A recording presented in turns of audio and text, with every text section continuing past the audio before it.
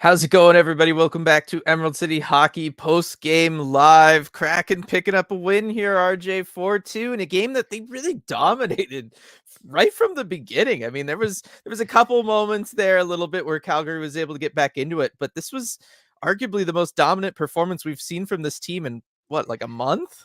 Yeah, feels like it. I mean, the Kraken just felt like the superior team all night. And you know what? They looked motivated. Dylan, I mean, you and I recorded a podcast earlier today, the deep dive, and there was so much drama going on today, whether it was, the Wenberg being scratched for trade reasons, all the changes in the lineup. But man, it didn't seem to affect them negatively at all. And in fact, they looked extra motivated by it. Yeah, it really did feel that way. I mean, maybe they should have tried doing something a little bit sooner, RJ, if this is going to get the team going like this.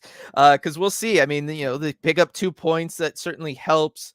Still a big hole that they got to kind of climb out of here for the wild card race. I know we talked earlier on the deep dive. We thought maybe they're done, but if they're going to play like this, I don't know. Maybe it's going to be You tough. know, all you can do, just pick up points that are in front of you. And I mean, they're doing that so far.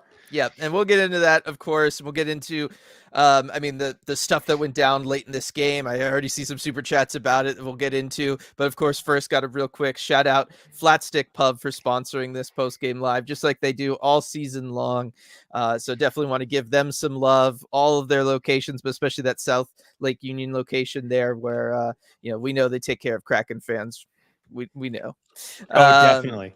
yeah, definitely. All right. So first super chat here from Cameron. What the hell was that hit on Dunner for? Does he have a history with dirty hits? That was a brutal play on Vince Dunn. I mean, I don't believe Vince Dunn came back after that one. No, he did not. Yeah. I mean, that one's absolutely brutal. I mean, I don't know what else to say. I mean, he goes in headfirst into the boards. He takes the worst of it by far. Brutal hit. Yeah, I mean, it was a dirty hit. It was a garbage hit. And I think it just stems from frustration that, look, the Flames are kind of where the Kraken are right now in the standings. They're basically neck and neck. And when you lose a close game like this, their playoff chances are kind of slipping away. And I think he let frustration get the better of him. Pospisil did. But I mean, even early in the game, you look at the hit on Larson. I mean, he was running around all night. This was clearly a pattern from him. You would think that maybe the fight with Karche would kind of rein him in a little bit, but clearly it didn't. No, it didn't. As for his history, I don't believe he has a history. This is first year in the NHL. He had 55 penalty minutes coming into this one in 40 something games. So I mean, he gets penalties, but not at an egregious rate. So I wouldn't say that this was totally expected from a player like him. But yeah, I mean, it was just a rough hit. I mean, Vince Dunn, he's got the puck there for a while. He's got his back to the play, but still, I mean, it's just, this is like the most basic fundamentals of it, right? You see numbers, you don't lay out the big hit that close to the boards. Like, that's it. Like, that's taught from an extremely young age. You watch the Timbits out there, right? Root was showing them, the little Timbit players out there on the ice during the intermission. They've all got big stop signs on the back of their jerseys, exactly to teach this, and keep this stuff from happening. And then here you got the NHL player doing it. So we'll see, of course, what ends up being the situation with Vince Dunn. But I mean, that was brutal. Hopefully it's not too bad. Yeah, I mean, that has to be the biggest concern coming out of this game is Vince Dunn okay? Because, the Kraken, if they miss him for extended time, they're already slim hopes at a playoff spot, just got slimmer. I mean, it's so hard to win without, your top defenseman like that. And I also would expect Pospisil to get a call from the Department of Player Safety on that one. At least he Yeah. should. Yeah, I would imagine so. Also, by the way, love see we got like 200 in here already, just right off Yeah. the bat. That is Yeah. awesome. Yeah, no, it's fantastic. Light with the super chat here. Statement win by the boys. The lines look great. I have nothing family friendly to say about the Flames, and coward is too nice a word for Pospisil. Yeah, I mean, but we've focused on the Pospisil stuff just a second ago. Let's talk about the win for the Kraken. Like I said earlier, this was the most dominant performance. This was the most control over a game I feel like the Kraken have had in a very, very long time, RJ. We talked about how kind of maybe extra motivated they felt because of everything that was going on earlier in the day with Wenberg. But as Light said, I also think there's something to these lines. These lines looked good, right? You get Tatar back up there with Eberle and Matty Beniers. Jared McCann drops down to the second line, goes into the center spot, gets to play with Schwartz and Oliver Bjorkstrand, and then even Berkey coming back for the Yanni Gord line worked, RJ. Like, it was a good setup. Yeah, everything kind of clicked. And I mean, Dylan, I've always been a fan of Jared McCann at center. I think he's really good in that spot. And I think he's embraced that role when he's been put there this season. He's the ultimate team first player. And so, it's tough when you get moved off of a top line with, Matty Beniers, Jordan Eberle. Like, that's a fun spot to be in, especially as a winger. But you could tell he took that center responsibility personally and made the most of it. I mean, you look at the forecheck to go in and Mhm. create that goal, the Bjorkstrand goal. Like, that's all Jared McCann. Yeah. Oh, it absolutely is. And the other thing that I kind of like about this situation, RJ, is you look at it and you have, the Yanni Gord, line getting a goal to start things off. You get the second line getting a goal. You get, the Adam Larson goal is with the Matty Beniers line out there, right? Like Matty Beniers is helping make that goal happen. Do you think this lineup just leads itself more to, the Kraken having a little bit more scoring, a little bit more depth of scoring, more lines being able to contribute on a nightly basis than, say, maybe the previous lineup where they had to really kind of load up that top line? Yeah, maybe. I mean, it spreads things out a little bit more, which, can work for you if things are going well. If you'd asked me earlier in the game, I'd say maybe not, just because you look at the dominant first period, and I kind of felt like you really need more than one goal out of that.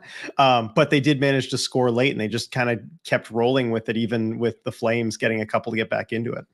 Yeah, it's I guess with us saying that it's like kind of the most dominant performance and everything, this feels more like the way the team was built last year, where it was line after line really hammering you if you were the other team. And In it was waves, just yeah. constant pressure, the constant waves coming at you. And this felt like that. This had echoes of last season in a way that we haven't really seen too much this year.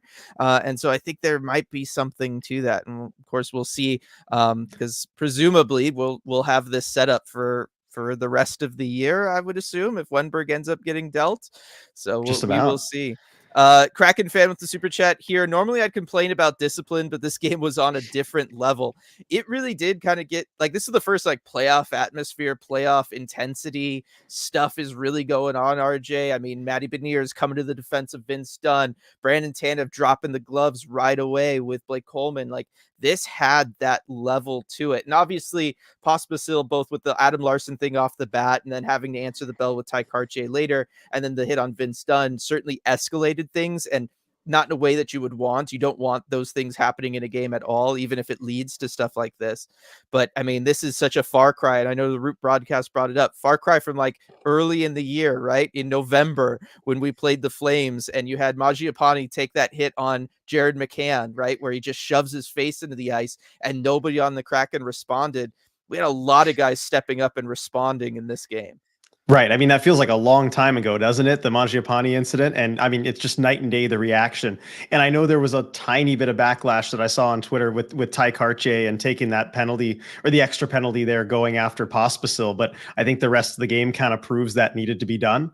And, that the Flames were just kind of running around all night, especially at the end, too, when they realized the game was out of hand. Yes. The Coleman trip, I know Tanev didn't like that. He had some choice words for him skating away there. But I think at a certain point, just the Kraken had enough. Yeah, no, they did. But that's what we've been wanting to see from them, right? We've wanted that kind of intensity and that pushback and that fight from the Kraken through most of the year. It's great to see that they have it now. Hopefully that carries over into next year. They're not going to be pushed around. They're not going to let things like what happened to Vince Dunn tonight, happen all too often, or there will always be the understanding of, if you do that, you're not just going to have to deal with maybe the league afterwards, but you're going to have to deal with us in the moment too. I think that's an important thing to have. I think that's something that the Kraken really struggled with this year. And then, yeah, I think after Calgary kind of blew those two chances to tie the game up on those power plays, they just got frustrated and they just let it get to them, right? Like this, you Yep. just can't do it. You certainly can't do it and play reckless the way that they started to play there. Schultz with the super chat: if Dunn is injured, does that mean Schultz stays? It's an So interesting question. it's a really interesting question. I mean, I know this opens up room depending on how, if Vince Dunn's going to miss time. Obviously they have a game like right away after this one. Riker Evans, you have Riker Evans. He can come in, he can fill in for Vince Dunn, kind of take up his role on the power play, stuff like that. But yeah, if say Vince Dunn, worst case scenario, you worry about like a jaw or something like that. Vince Dunn's out the rest of the year. Do you keep Justin Schultz around? I mean, it's tough, I guess. You know, if teams are offering, say, a second round pick or something, I don't know how you could justify it, especially knowing Dunn's going to be out and your odds in the playoff race.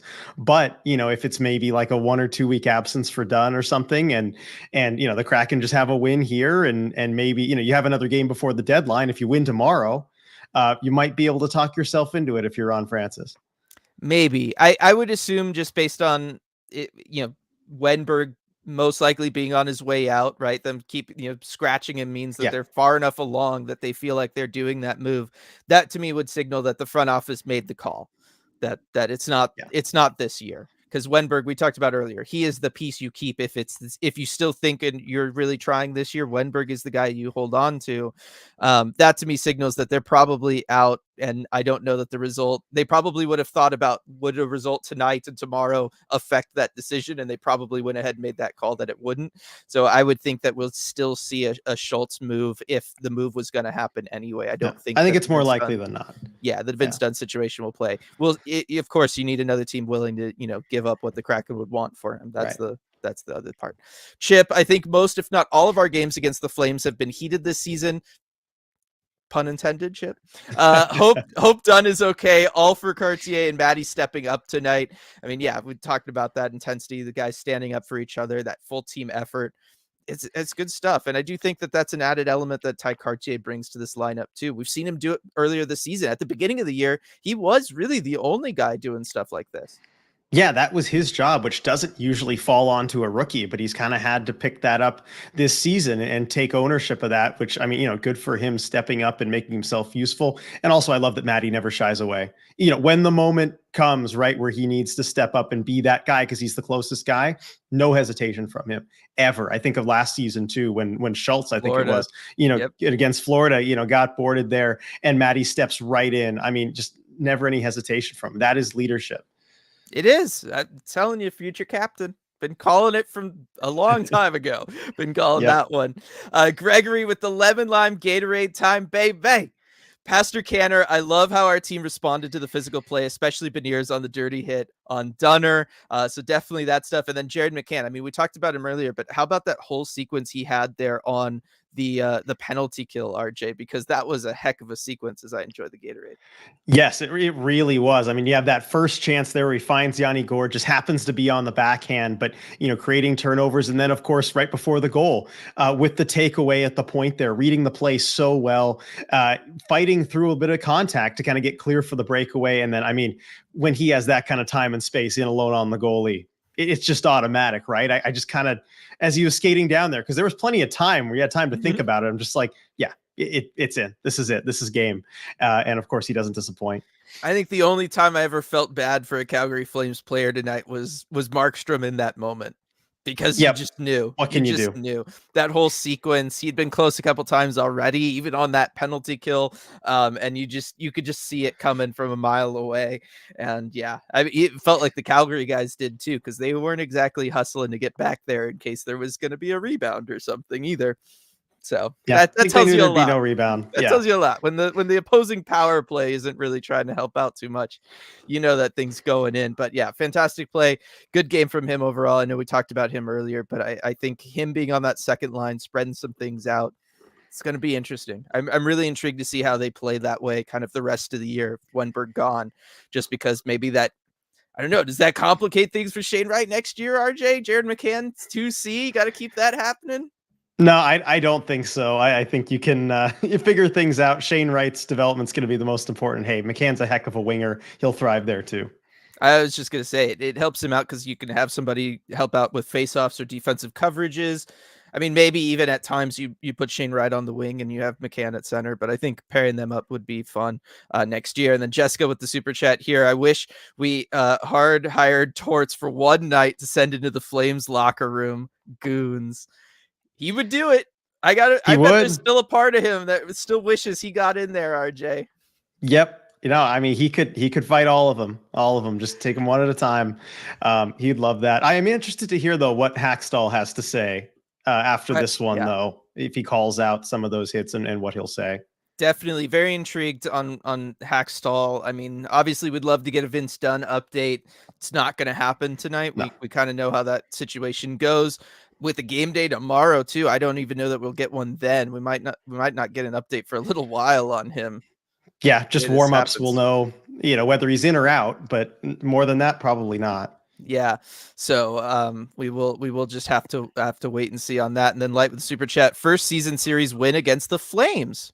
So there we Oh, go. Picking nice. up a new thing. I mean, and win 100, right? Too. So good stuff for the Kraken there. Yeah. Making some history, the franchise. Love it. Yeah. I mean, the Flames have historically given the Kraken trouble, especially early on in the Sutter days. Yes, definitely. Oh man, they did. And shout out one more once for Philip Grubauer in this one too.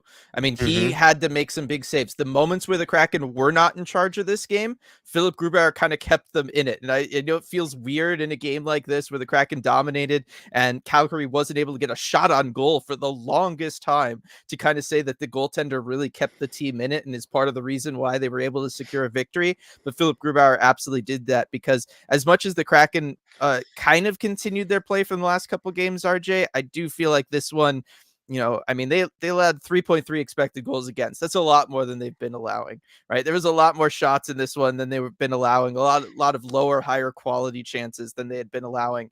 And I thought that, Philip Grubauer did a great job of stepping up and really handling his business in the crease tonight, as he's been doing for the last couple weeks.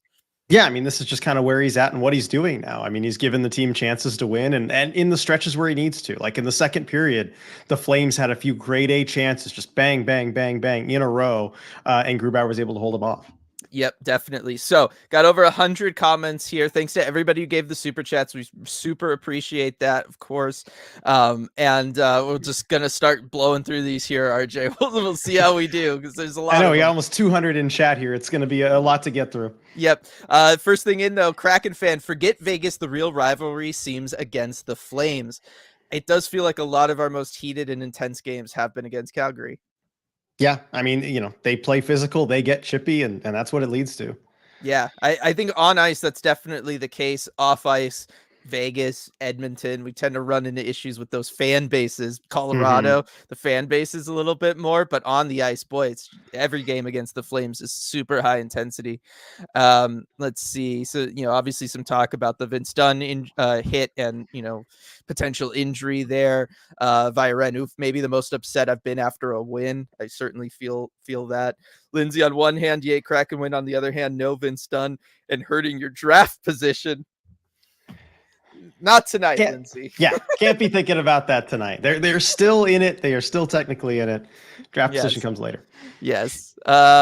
Tammy, proud of Maddie. 2 penalties in 1 game. He's growing That's up, right. RJ.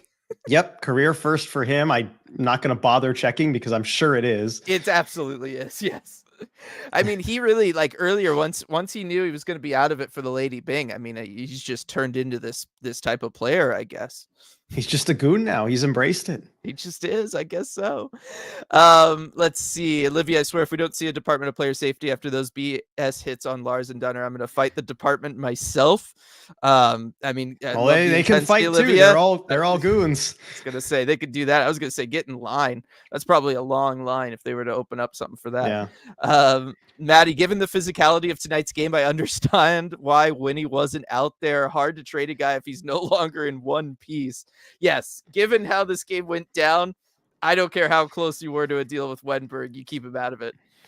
Yeah, definitely. I think he would have been at risk in this one, as any player would be. Yeah, Viren, this is not how I want to get more Riker. I mean, agreed. This is not what we were hoping for this one.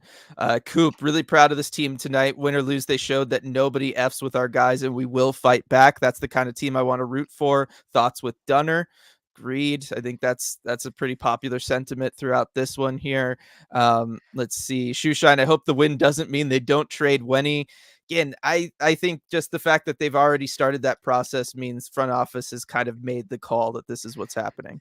Right. And also it's a little embarrassing too I don't know. It's if you already make that call, you're that far down the line and then decide to keep the player. I don't know that I've seen that. Well, we've seen deals fall apart after situations like that, But right? have you seen them just not get traded by the deadline when they've been held out for games? Well, Players? I don't know. We might see that with Markstrom on the Flames side of things, right? Like, Was he held out of games though? Yeah, I mean, I think they were going with the other goaltender with Vladar. I mean, goaltending. It's hard to Goalies are know, different. right? Yeah, yeah, But like, I feel like we've seen that happen before, right? maybe. How could it have not happened, right? Because you do Yeah, it for precautionary reasons, and then we've seen deals get blown up at the last minute. Like yeah, I can't imagine it hasn't happened before. but yeah.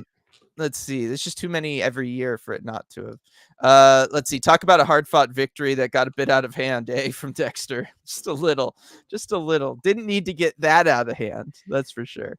Yeah. Love seeing Matty play the entire third period, except when he was in the penalty box for all his penalties from Gary. Yes, gonna really get in on Matty Beniers there. Very nice finish. McCann on the breakaway from Michael. Virginia, the most depressing podcast ever. Oh, I figured we'd be talking about that later. Yeah, no, Should have been what we named it, RJ. the most pressing podcast ever. Yeah, I mean, we tried to warn people a little bit with, some difficult conversations or whatever we called it. But yeah, that would have been a good alternate name for it. I think that was pretty much the universal feedback from everybody. Yeah, that is tough, but you know what? No, not too bad pushback on anything that we said, though. Yeah, that's I'm it. happy Well, with. yeah, difficult truths, I think, were kind of the way Yes. that people framed it. Yes. Elizabeth, I missed the two first periods and just seen the hit on Lars from that POS who hit Dunn. What the heck? Yeah, I mean, because I was right out of the game. I kind of get that right out of the game, right? You're going to lay a hit on somebody. I don't know. It's still, though, I guess it was just a sign of things to come that this is just a guy who doesn't seem to understand that you can't make dangerous hits along the boards. Right. I mean, last thing I want to do here is defend Pospisil at all, but I did text you, Dylan, on that. I was asking your thoughts kind of in the first intermission, and I did feel like Larson, one, he didn't see him coming. It certainly seemed like, but it felt like, if he did get his head up a little bit, maybe could have protected himself a bit better because, man, he just kind of crumpled under that contact. Yeah, but I mean, you could say the same thing about Vince Dunn. Well, Right? yeah, Vince but that Dunn's one, heads okay, up but and is Larson, looking at least around in like Larson, he it's kind of hits bad. him from the side a little bit. Like he's not staring straight at numbers and looking the other way. I think you could say the same thing realistically about the Pospisil. He kind of hits Dunn under the side a little bit. Like he's still looking at numbers the whole way. I don't know. I think after the Vince Dunn thing, it made me rethink the Larson one a lot more. Okay. Like it just did. I'm with you. I think Lars should probably stay on his feet, like just absorb the contact, go into the boards. That's the safer thing. And this is a question to bring up because we've talked about this in the past with Matty Beniers and other situations like that. RJ, do you think that the Kraken, maybe it's in training camp or through practices, need to do some more physical contact drills just to teach guys how to take hits so that they're not always in some of these situations, or when they absorb contact, they know how to maybe absorb it so you're not going to come out of it injured? I mean, maybe a little bit with certain guys, like Matty Beniers is one. You're just being a younger player, right? That's that's all that is. I mean, Lars, it just clearly he didn't feel him coming at all because I mean, Lars, he knows how to handle himself. He's a vet in this league. Yeah, so that I don't know. It's just an idea. I'm sure it's not a popular one, but it's an idea. Yeah. Light with a super chat. This is not a drill. Grew at 902 save percentage for the season. I repeat, 900 Grew is real. I mean, the goaltending. It's been here this year, RJ. I mean, Grubauer best stretch of hockey he's played with the Kraken since he's come back from his injury. In I think it is. the regular season, maybe.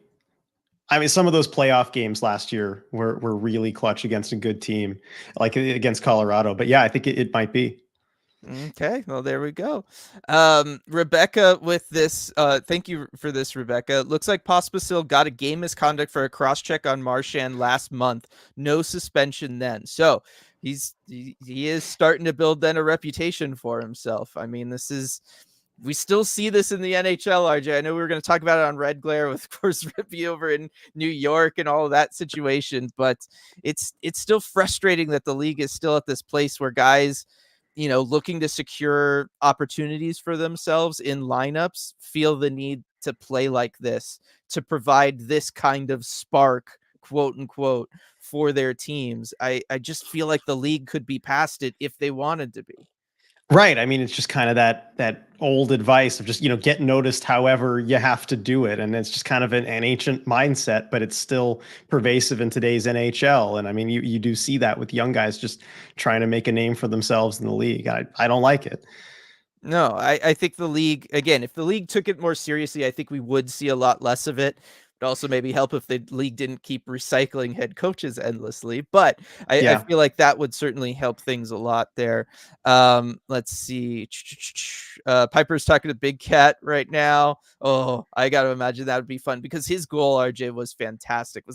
That's so sweet. That was so What a sweet the way snipe. that's set up. I mean, the pass over. I've talked about it before. I love those catch and release goals, right? Stratic Laskos, like our favorite goal of the game, right? Always go with Well, the that catch was and too release easy for goals. this one. Yes, it was. That's why we don't even need to. I'm sure maybe it's somewhere in the millions of comments here, but I always love those catch and release goals where it's just a guy collects the puck, picks his head up and just immediately snipes it. And for the Big Cat to do that, RJ, in that way, picks up a point for Maddie. Always got to celebrate when those happen this year because unfortunately they've been too far between. But I just love it. The skill. I mean, again, where is he in the shootouts? Get him in the shootouts. That was basically a shootout attempt, what he just did. I know. We got to make it happen. But I mean, yeah, no question which goal tonight was your favorite. I mean, what a snipe from Lars. Did you see the wow afterward on the bench Mhm, from him? mhm. I think he Yep. surprised himself. Yeah, no, that was really, really good stuff. Um, let's see, Milo. Okay, I love everybody doing the research into Pospisil's background for us. This is like fantastic. I don't know how relevant it is, but Pospisil was suspended 12 games in the USHL in 2019, 1 for spearing, 2 for abuse of an official, and 9 for fighting a fan, all in the same game. So there you What? go. That's a reputation if I've ever heard one.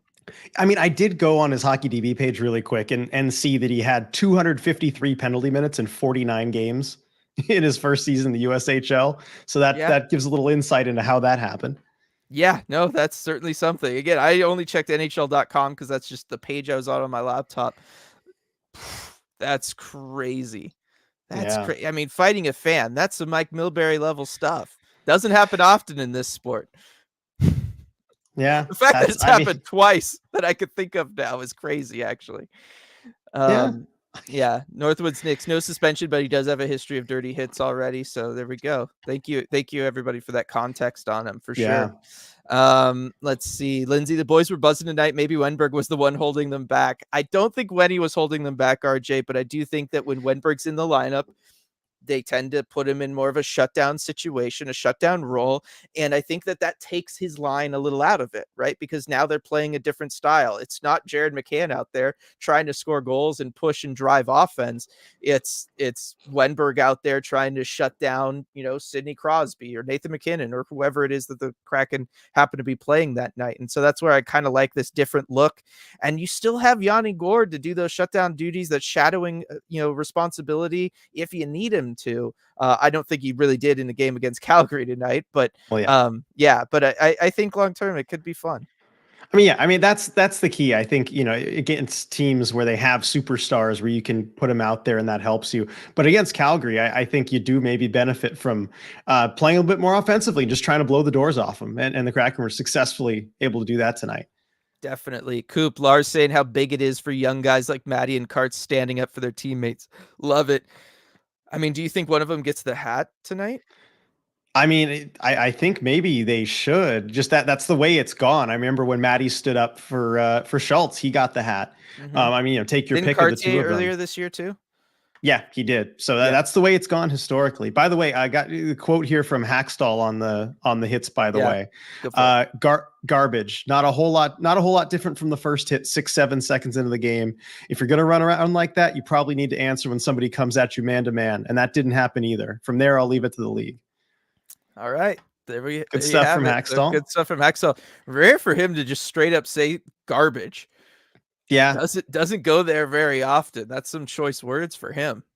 it is. No, he doesn't usually say that just, straight out. But again, he does defend his players though consistently. He He's does. always in their Yes. corner, and this kind of stuff doesn't happen to Kraken players all that often. So I think that might contribute as well. Yep. Lindsay, Jared McCann is the heart and soul of this team. I love him so much. I truly hope he finishes his career as a Kraken. Well, he's certainly not going anywhere anytime soon. Ricky, have the Kraken lost a game this year where they've scored 4 goals? I don't believe so. I don't think so. I don't I can think so. double check So that in a second, although I'm sure IRN will beat me to it. But yeah. Well, and Virginia, 4 goals should be enough to win. It should be. And certainly the way the goaltending has been for the Kraken through most of this season, it has been enough. And that's why I think it has worked for them. So it's just been, a struggle at times to get to that 4 goals number. yeah, Yeah, it's certainly something. Tammy, love a shorty too. Only the 3rd shorthanded goal this season, RJ. I mean, in the past, the Kraken with the power kill, certainly from season 1, last year, even with some of the guys that they had on the team, Kraken historically have done a little bit better scoring shorthanded, but I also know it's not like something you should be counting on. It's not the most consistent thing. It comes down to opportunities, all that kind of stuff. But it was nice to see another one this year. yeah, those numbers can vary pretty wildly from year to year. And that's one thing I noticed too. And I was researching for the podcast today and was looking up the PK rank. And I think they're like 17th in the league, just PK percentage. And then when you go to net PK, including shorthanded goals they've scored, they drop down to 21st. So that kind of told me they probably haven't scored much shorthanded. Yeah, definitely not. Thank you, Byron, with that they have not. They haven't lost when they've scored 4. Appreciate that. Yeah, there we go. Rebecca, it's true we aren't talking enough about Gru keeping us in this. I mean, he's just been so solid, RJ. I mean, the way he makes the saves, the way he's getting himself in front of so many pucks, because that's really what it is, right? We're not seeing like the diving across the crease, like crazy spectacular saves. We're not seeing the big windmills or the scorpion kick or any of that kind of stuff. It's just that Grubauer is always directly in front of it, and then it just gets absorbed into him so that there's no rebound after the fact either. Right. And that's the most impressive thing. Yeah, I mean, he's not one of the bigger goalies in the league. That's kind of how he has to have success, is just putting his whole body in front of the puck. And that, depends on tracking it really well. And he's certainly seeing the puck very well and reacting accordingly. Yeah. Just Michael here. If Wenberg gets traded, will we call up Shane Wright to replace him? No, at least not for more than 5 or 6 games. Yeah, they're not going to burn the year of his entry level contract. That's kind of the line. And I don't think he gets called up right away anyway. I mean, certainly given their success tonight, there's not a glaring need at the moment.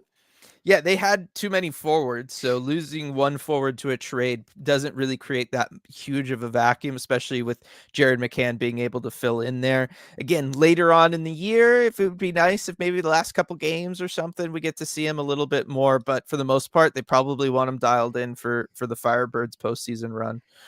Yeah, that's what I think. By the way, I see your bottom of the chat here. I think we need an ECH live commentary during the next Calgary game. They don't play each other for the rest of the season, right? Yes, this is their last game of the season. Year. So I know it would be next year. But by the way, it gives us a chance to plug the post game live, because we do have the Patreon schedule. Oh, not post game live. So live commentary.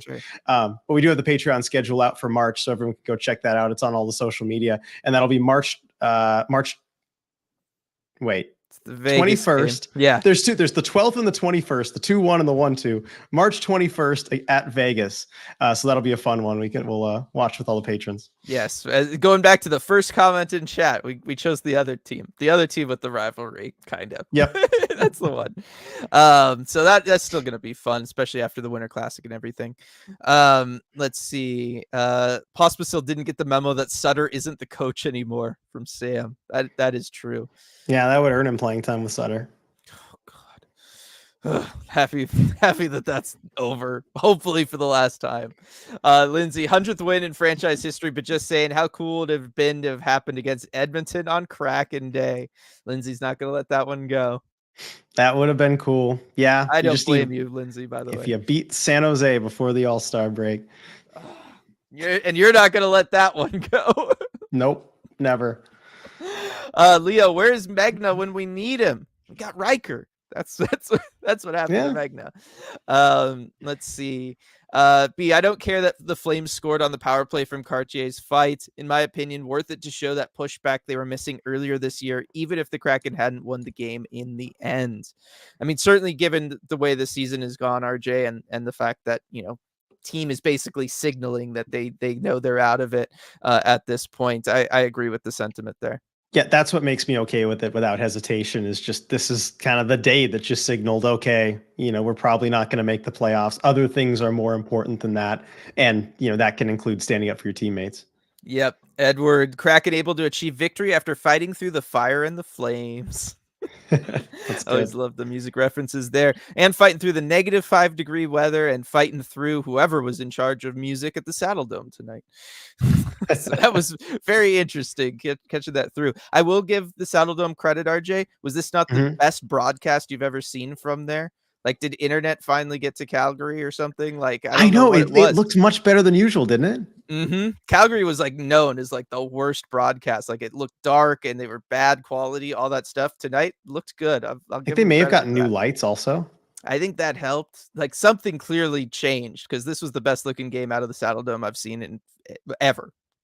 Yeah. Um, just just throwing that out there. Let's see. Um, Sam, was pretty cool seeing Furcus at the T-Birds game Saturday. He was getting out muscled at times, but every time he had a decent look, the puck was going in the back of the net. I mean, that's the name of the game with Jagger Furcus.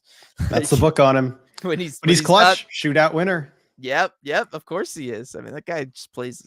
He's so good. He's so good when he can stay, on his feet and not get tossed around Mhm. like he did all preseason. Ugh. I'm with Tammy. Furcus needs some Miracle Grow. Yeah. So, the coop with the steroids, lol. That would be, I guess, the Miracle Grow, the human equivalent. Maybe not that. Maybe Yeah, let's maybe not yeah, do that. no. Let's see. Some more love for Ty Cartier. I love to see that from everybody. B, also fun fact from Kraken PR Twitter. Apparently Kraken now have perfectly even split of wins at home and away, 50 each since they hit 100 wins tonight. What are the odds of that? Wow. Okay, that's hard to do exactly. It's really hard to do. I mean, especially because it feels like through their history, they've historically been better on the road. Right. I mean, certainly last season that was the story. And yeah, I mean they've kind of had their woes at home, and that's been a talking point. But I mean, well, you look at this season, I guess they've got 14 wins at home, 13 on the road, so it's close. Yeah. And season one, well, they just didn't win much season one. I don't No, remember if and there they was did lose a significant lot on season the one. road. They were better at home because Yeah, they were just I kind of bad remember that. everywhere. Yeah. Demirs, I feel like Tanev was bringing a little extra tonight after Calgary traded his brother, and that's before the dirty hits. I mean, Turbo was out there. Is it because of the 32 Thoughts thing, RJ, you think? Maybe. I mean, I know he might look at that stuff, but potentially. But I think also, early in the game, he was kind of honoring his brother by having a lot of really painful shot blocks. Oh man, it was brutal. And then that one sequence where he takes, I think it was like his third shot block, gets up, goes into the corner to try to play the puck, and just gets completely crushed there too. I'm just like, this guy, like, oh, I felt Yep. so bad for him. Yeah. By the end of the game, I understand why he was so upset. Just generally. Yes, he was just maybe that's why he went for the fight. He was hoping just to get out Yeah. of there. Less than 5 minutes left of the game. Go back to the locker room, get that ice back quick. Yeah, and super chat here from Kraken fan. Puck hit the scoreboard, must be mentioned. Yeah, we got to talk about this, Dylan. Yes. That was a hilarious moment on the broadcast, by the way. Like John and Edzo just made that. Yeah, I mean they were obviously brought it up. It's weird to me that they would store the confetti over the scoreboard, right? Because a lot of places have confetti just in general up in the rafters. I've seen it float down at Climate Pledge. Yes, I've seen it many times float down at Climate Pledge, but it's always over the crowd, right? It's never over the playing surface. So for them to store it over the playing surface where, yes, should something happen, it ends up on the ice, is very strange to me given the dangers of it. As Edzo was very quick to point out, like if you're skating along and you hit a piece of confetti, I mean your leg's going out under you. Like you're not skating on that. That's a problem. And so I've the very curious move, unless the one thing I could think of is whenever they last dropped confetti, some of it landed on the top of the scoreboard and then has just been sitting there until jostled loose by the puck. Yeah. Now, for how long? So I love this comment from Nicole. I think it's from when the Flames won the Cup in '89. It was just been sitting there that whole time until a puck hit it just right. That's so good. That's so Great good. comment, Nicole. I would love that. Maybe that, I mean, that would explain maybe if they are storing it up there in the Jumbotron there, maybe it would be because back then they didn't know better. Or they just didn't care if confetti got on the ice. Yeah. Backhand sauce, new all-star event, fastest skater while it's raining confetti. That's interesting. And then Lindsay That's bringing up too. Yeah, go ahead. I was gonna say that's more dangerous than making the goalies do fastest skater again. Yeah. But then Lindsay mentioning Schwartz's skate blade also getting yeeted out of the Yeah. holder, also while mid jump too. Imagine just Yes. returning down to the ground and your skate blade is not there. Yeah, no, and the ting that it made, right? Like when they did the replay of that and you heard the The sound, sound. what? I mean, I don't that think I've was heard that before. I've never heard that sound. Insane. I'm kind of surprised it didn't like shatter. Like somehow, Yeah. you know what I mean? It stayed together. It just popped out of the thing. And then also, I know I saw Allison Lucan's tweet about the confetti thing, and she said that puck hit the screen in Calgary, confetti fell. Is it a pinata? Yep. No, I love that. The Like, pinata reference right it's a away. good one. It's a good one. Let's see.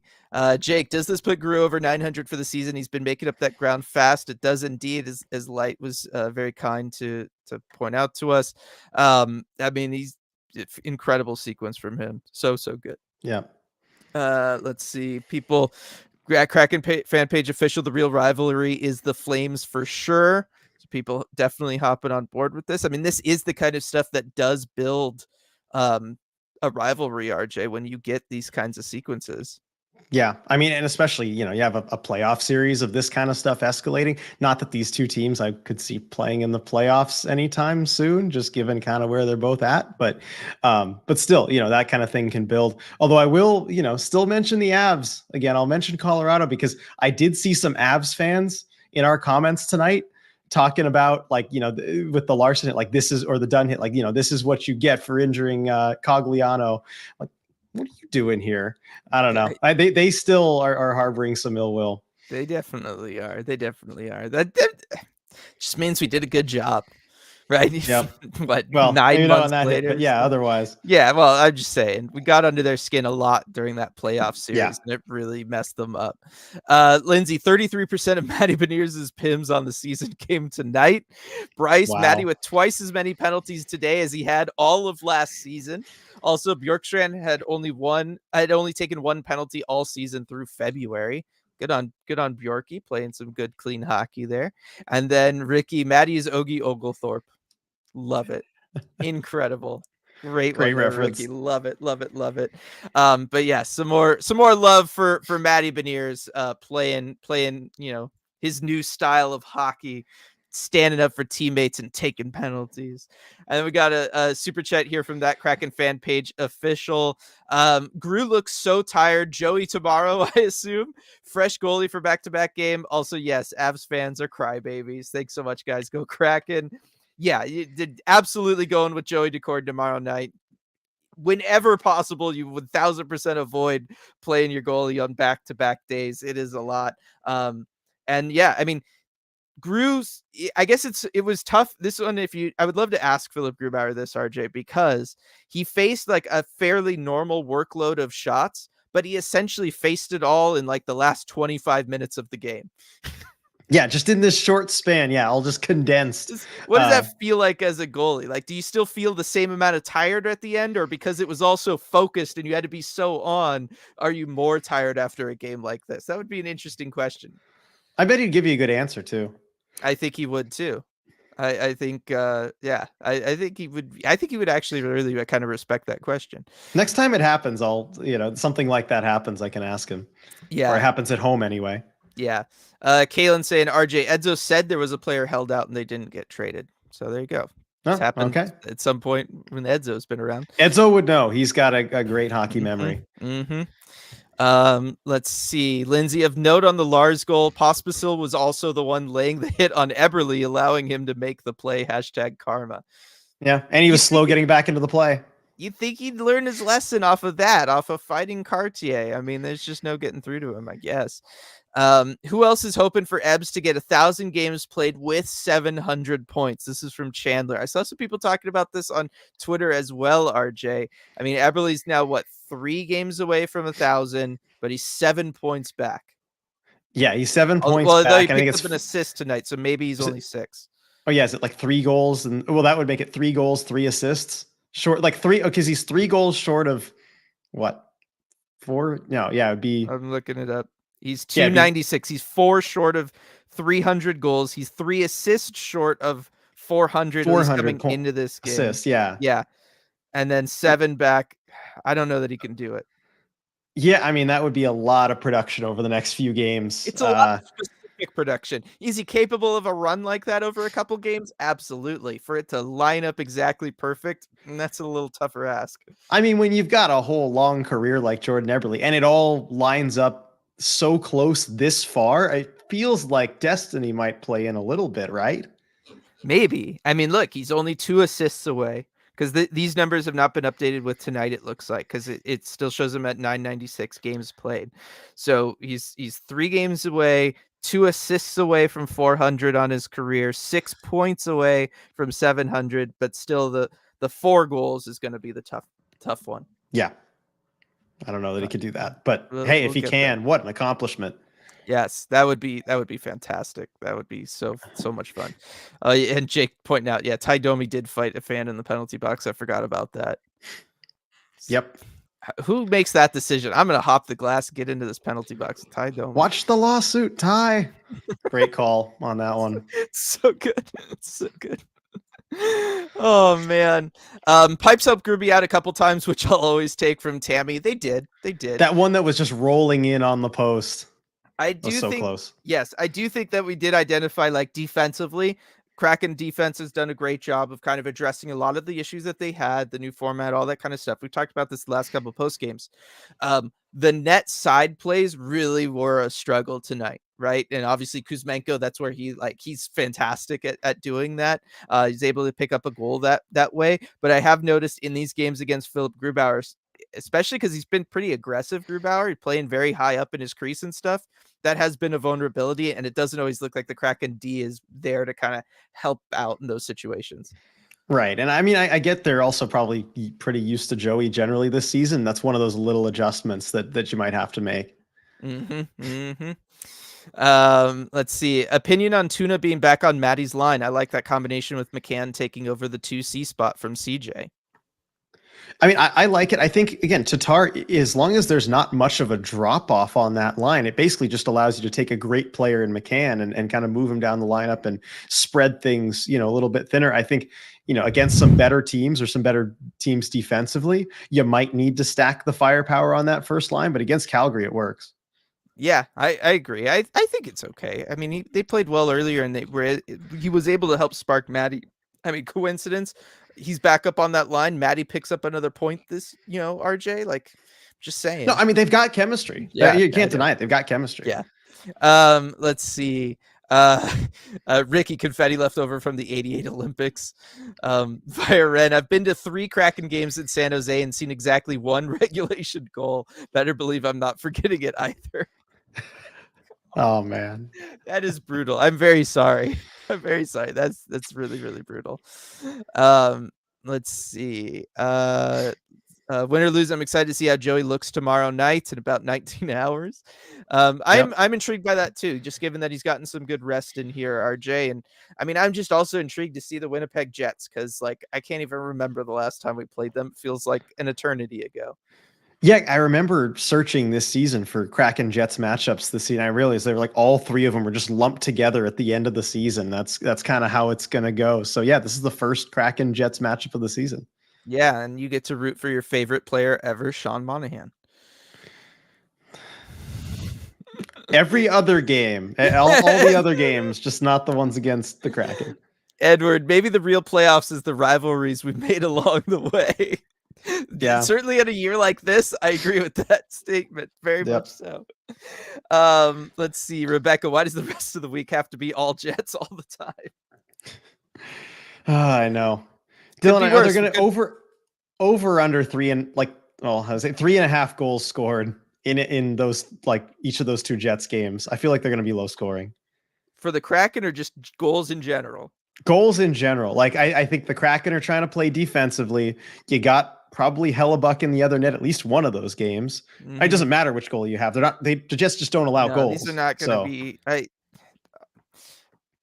I mean, I will take the over, but it's close. 3.5 is Okay. probably All right. exactly That where means I I would said put it it. well. You put it very well. Yes, definitely. And hey, look, I'm just gonna say this could be worse. Could have to be watching the New York Football Jets. That would be That is worse. true. That would be I worse. I mean, it as would be a better for the Kraken. I feel like the Kraken yeah. probably more easily pick up points against a football team playing hockey, but Yeah, as a Garrett Wilson fantasy manager, I last season I know that one to be true. Let's see. Um, the Tolvanen hooking call was wild from Maddie. I didn't actually get to see that one. Oh, you did. So he I kind of didn't came see up it. like from underneath. It didn't look like a normal. He just kind of came up from underneath, just tapped the glove a little bit, but it was right as the player was getting the puck, and it kind of caused the puck to Okay. skitter away. Yeah. Yeah, it was soft for sure, Mhm. but the stick did hit the glove by the absolute definition you could call it. I don't know. That was after everything with Vince Dunn, though. So I It was feel like right the after refs were that. Yeah, probably just trying to clamp everything down. balance Like, it. Yeah, mm, yeah. I don't know. We know they do that. And Nicole asking, was the Tolvey call an even up call? I don't know that it was be an even up call, but I could see them just being like, from this moment on, we're calling everything so that nothing gets out of hand. Right. Yeah. No nonsense. No attempts at anything. We're going to be on top of it. And we're going to send a message that we're going to be on top of it. I think that's kind of what it was. Yeah, yeah, that would make more sense to me. It's more believable for me. Just knowing officiating crews this year, Yep. especially. What was I going to say? Oh, the one other thing that I want to talk about, and it hasn't really popped up in here yet, or if it did, I just didn't see it because there's so many comments. Vince Dunn just yeeting the puck up into the netting there, RJ. I mean, it was a rough situation because the Calgary was already putting on a ton of pressure, and then Vince Dunn does that, and then Alexiak gets the high stick. I mean, it just happens sometimes when you're defending like that. The stick rides up and it gets up there. I'm not putting too much on Alexiak, but I can't remember the last time I've just seen a player, essentially RJ, like at the crease, just take his hand and just go, nope, and just Yep. off it goes. Delay of game. What was that? I've never seen that before. I mean, it's not a bad instinct to knock it away, but the amount No. of power and the trajectory, yeah, that's going out of play. Yeah, I don't even Gotta think that's against the spirit of the delay of game rule. no. That's just That's the delay of game. You definition. can't Yes. argue with that call. That's exactly what they created that rule for. But yeah, I mean, Vince Dunn, I wonder if he plays tennis, RJ. Because if he played Mm. tennis, then maybe he'd know to come at it a little bit more like this, and then you can keep it Yeah, just like right more. over the net and lower. Yeah, Yeah. yeah, exactly. Something like that. I don't know. We got to talk with him about that one. I mean, he's probably got bigger concerns right now than that one, but Yeah. moving forward. And Lindsay saying Vince practicing for future fish eats with that puck over the glass. Yeah, bring that That's energy to true. eating the fish, That is true. not That is batting the puck. definitely true. Milo, Ebbs hat trick tomorrow incoming. Would love it. Would love it, Milo. Let's do it. Let's do it. And Rebecca Everly streaking us into the playoffs would be the wildest time. It would be so wild, RJ. It'd be so It would. wild. I mean, I'm looking at it at the situation. Kraken 7 points back, 1 game in hand on Nashville. Again, you're not going to have the tiebreakers. It's still a tough call, but it's there. It's there. It's doable. The Jets could prove me right about them, RJ, and make it happen for the Kraken. They could. They could. Sean Monahan goes cold for just 2 games. He's done that plenty. Let's see. Let's see. The more we talk about the game, the more I realize how messy and crazy it was from Nicole. I don't even know that the game itself was messy and crazy. It was just the last 20 minutes. Yeah, it was really just the third period, but it really got off the rails. So much wild stuff. It was crazy. It was definitely crazy. Vince Dunn, practicing for the future. Fish eats, Viren butt fumble on the ice. Yes, I know this is a 12-year-old reference, but I want that silliness. They'd find a way to make it happen. It could happen. I'm surprised it hasn't happened already. You have a player just skating up the ice and his teammate just kind of backs in and he knocks him right down. And he just folds like a chair. Yeah.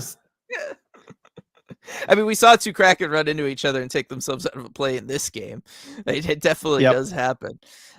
Evie asking, is there any updates on Dunner? I assume there hasn't been. Hackstall says no updates on Dunn. Yeah, so no update. And again, I think the one update we'll get tomorrow is whether or not he's going to be available for that game. Yep. That's all it's going to be. And they're not going to have morning skate either because it's back to back. So we'll just find out during warmups. Yep. Vegas lost to Columbus tonight, and we are only 8 backs of them, and we have a game in hand. This is something you've been kind of sneaky talking about, RJ. Yeah, I mean, I don't really, believe that it'll factor in at all. But if you look at teams that the Kraken could catch or are trying to catch, Vegas has entered the picture. They're not playing well recently, and they might fall into actually by points percentage, they're already in one of the wild card spots. LA is well ahead of them in points percentage. So Vegas might be the team with the target on their back. It sounds weird, but they're 2-7-1 in their last 10. That's a pretty bad pace, That's not good. Crazier things have happened. Yeah, no, that is definitely not good. Crazier things have happened, and I certainly wouldn't complain if that ended up being the case. Maddie, the hit on Tanev after the shot block was by Popsicle, I believe. I actually thought that was why Cartier dropped the gloves. Interesting. Now, 2 things that I want to know. First one being, is Popsicle like his nickname? Because if so, I mean, it makes sense for Popsicle, but yeah, it's too easy. But if it is, I don't want to use his fun nickname tonight after what he did. I'm not doing. He doesn't deserve it. And then I'm looking at his stat line from this game, RJ. He's got 2 shots, 4 hits. Now, here's a question I have for anybody who would know. Maybe that's you, RJ. With the Vince Dunn hit, does that count as a hit because there was a penalty on that play? Does the penalty cancel out the fact that it is a hit, or does that count as a hit for him for standings, for a contract bonus, something like that? When there's a penalty, something causes a penalty, do those count as hits or whatever that action was? I guess hit would be the only thing. You're not going to score a goal and take a penalty like that. That's a good question. And you know what? If you give me a minute, I can find out. But yeah, I would think it should. I don't know. I mean, it's still a hit. I don't know because it's a bad hit, like or is it a separate thing? Right? Is it? I don't know. I would think that. Well, here I'm looking at the event summary right here because now because we get all the let's see, full play-by-play. There we go, and I'll just go find it here. We hear the mouse wheel a turning. Oh yes, you can hear that. Good. Yeah. Let's see. Penalty, shot hit. At 13:41. I would think that it would still count as a hit because it's happening while the game is live. So it's a hit. Yeah. It's just that it was a hit that triggered a penalty, which would be a separate thing. I don't see it on the live play-by-play. We've got Calgary shot on goal, and then penalty, Beniers roughing. This is all simultaneous. Penalty, Pahal roughing. Penalty, Pospisil checking from behind, major. Penalty, Pospisil game misconduct. And then stoppage for video review. And then same time, then just Seattle wins offensive zone face-off right afterward. All right. Maybe that's the mystery of all of the hits they added during All-Star break. Interesting. The penalty hits? Because if the scorekeeping goes that they they immediately go to mark in the penalty, then I could see them then not marking the hit. Yeah. Possibly, but I mean, I have somebody I could ask to confirm this, and I couldn't get it live right now. Later. But yes, that is something that I am curious about moving forward there. Let's see. Okay, it sounds like everybody's just using Popsicle because it's just easier. Yeah, that's fine. That's fine. That's okay. All right, let's see. Milo, if we somehow magically knock Vegas out to end up in the playoffs, I will buy glass seats for our first playoff game. Student debt be damned. Yep. Hey, it'll be worth it. Yeah. This is not a financial advice podcast or anything, but disclaimer. But go for it. Light, the entire Pacific Division being a bunch of paper tigers is the perfect way to describe how silly and unserious our division is. Did you just mute you mute yourself? No. Could you hear me? No. Oh, I just got close to the mic. Maybe it's too much for it. I just said no comment. I was gonna say when that Light was definitely baiting you there. I feel like more than anything, but that's bait. Yeah, exactly. There's always these teams like LA who stumble for a while and then they right the ship right before they fall below us. Demirs, that is certainly what it looks like is happening with LA at the moment. Jake, are we going to see Belmar again this season? Injuries will dictate that, I think. Or trades, or trades. if the Kraken move to Tar, there's another spot. Yes, yeah. I was gonna say it would take a second trade to happen because there's still enough room that with Wenberg out, it doesn't mean he gets in the lineup. Yeah. So we will see. Uh, everybody talking about more stuff about Yeah. Popsicle. Lindsay and Olivia pointing out Turbo got the hat. Okay, good. That is, Yep. but no video. So I think that's fair. Yeah. I think that works. I think so. I mean, again, he was one of the guys who fought somebody. Admins missed the Davy Jones hat presentation, so we gave it our best. Yeah, they just put a picture of him with the hat on in front of the arena. That's good. That's good. Yeah. Buck, why is everyone so hopeless about our chances? I think we still have a shot if we win tomorrow. We get 5 points within Nashville if we win tomorrow. Yeah, it's just because it's a big gap. There's still so many teams involved that you have to clear because you don't have the tiebreaker. So it does just mean that your chances are lower and lower. And it'd be one thing if they were like 3 points back right now, right? That would be a very different conversation. 7 is still a big gap to make up.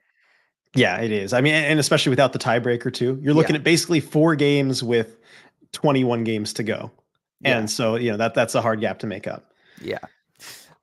Sean, Flames fans won't like Tanev getting the hat. That is for sure. Let's see. If Dunn is out for a while, who are we calling up? Obviously, Riker would fill in, but wouldn't we want an extra D with us? Yeah, I would assume they would call somebody up to still be around and on the team. RJ, do you have a sense of who that would be? I mean, if it's somebody who's probably going to be scratched most of the time, I would think Gustav Olofsson is usually their go-to with that. It could be Cale Fleury. Actually, Cale Fleury might be the guy, but you also don't want to take away from the Firebirds too much in their playoff push. So I don't know. That's what I was worried about, and what I was thinking about. Here's something also, because you also don't want to worry maybe if Cale Fleury gets picked up on waivers. Like somebody might want him post trade deadline. If they trade a defenseman, they just need a body, somebody to see how they go for next year. I don't know. Although his contract is kind of designed to be waiver proof. So that is true. But you have a couple guys. We could see Villiel Devine and RJ. Possibly. I mean, waivers exempt. he is, but again, you don't just want him sitting there. So if you bring him up, it's hopefully to play him. I don't think he gains a whole lot from not playing. And I don't know, maybe dark horse Jimmy Schultz. Yeah, I think that's fair. Not an interesting name at all, but maybe. Well, just replace the Schultz with a Schultz. I was just gonna say, like, you just want to have him around while Justin Schultz is still here, so we can confuse him even more. We add another one into it, so we have a Schultz, a Schwartz, and a Schultz, just to make it as hard on John and Eddie as possible every game. Yep. That Kraken fan page official with the super chat. I quote this from my Flames fan already on their page. I never in my life have seen 2 clean hits be penalized. Flames versus Revs. Shaking my head. What? Never in your life. Huh? Never see. Wow. That is something. That's something. Oh my god. I don't. That doesn't even deserve a response, honestly. No, I know. That's rough. Justin Schultz, Jimmy Schultz, and Jaden Schwartz. Oh no. I know, I'm with you, Zoe. Like, this would be a nightmare for me. I got to do that live game commentary against Vegas, RJ. You can't do that to me. No. I memean, Edzo and John, they're professionals. We are not. Yes, that is true. Let's see. Zoe, Calgary Flames social media admins posted the Lars hit with a questionable caption. Oh yeah, I saw that. The what did they say? Just welcome to the Marty party or something. Oh, well, that aged well for them. Yeah. Do we think the Kraken do a paper transaction with Riker to allow him to play in the AHL playoffs? Yes, definitely. Absolutely. Yeah, look out for that on deadline day. Yeah. Vyren Olofsson just got back from injury, and everyone still has 9 games of waiver exemption. So I guess there we go. Yeah, that's true. There is the time frame that you have, before you have to send them down. Yeah, that is true. I forgot about that. I was just looking at Cap Friendly and just looking for the green arrows. Yep. Green arrows say their waivers exempt. Let's see. So that's all good stuff. Yeah. Oh, they're just sobbing. All the Flames fans. Yeah. The super chat. Yeah. Free Pospisil, whatever. Moving on. Yeah. That's the way to go. Let's move on. He hasn't even been punished, and they're already saying to free him. Yep. Oh yeah, that's right. Yeah, it's like they It's know he might get well, I suspended. was gonna say it's the NHL Department of Player Safety. There's no guarantee that he will be suspended or anything. Yeah. They're really jumping the gun there in this league. Oh man, that is something. But thanks for the super chats there. Yeah, Kraken fan Yeah. page official, appreciate it. All right, let's see here, Bach. I remember how much money Calgary spent in their offseason to move to be a contender, and I laugh. It's good stuff. And then Demir's, I hope I'm never that delusional. I hope I'd be mad at a Kraken player if they made a serious hit like the one on Dunn, seriously dangerous. I feel like a lot of the fan base would be. Yeah. I mean, I look, mean that's go ahead. with the Jordan Eberle on Cogliano hit. I don't Yeah. remember really Kraken fans defending that one. We were all like, yeah, that's a bad hit. You shouldn't have done it. Yeah. It's That I think that suspendable. was the We said consensus it was too. suspendable. Yeah. I think that's part of, I'm one thing I'm really proud of with this community is everyone's really responsible about that kind of stuff. Definitely.